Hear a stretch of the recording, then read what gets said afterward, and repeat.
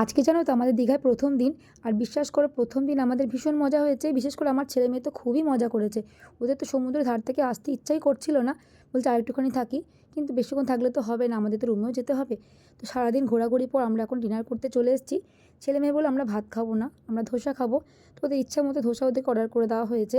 ছেলে এখন ধোসাটা খাচ্ছে, মেয়ের ধোসাটা এখনও আসেনি, অর্ডার করা হয়েছে, আসছে বললো। তো যাই হোক, দেখো ফাইনালি মেয়ের ধোসাও চলে এসছে। এদিকে এখন ছেলে মেয়ে ধোসা খাচ্ছে, আর আমি একটু ট্রাই করে দেখলাম, সত্যি ভালো হয়েছিল। আর বর বলল আমি ধোসা খাবো না, আমি রুটি খাবো।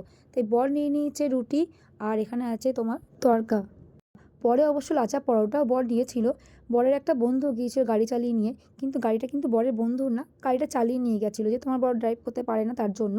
তো যাই হোক, ছেলে মেয়ে ধোসা খাচ্ছে, বর দেখো লাচা পরোটা চলে এসছে, বর লাচা পরোটা খাচ্ছে। আমাকে বললো তুমি কী খাবে বলো। আমি বললাম রাইস খাবো আর চিলি চিকেন খাবো।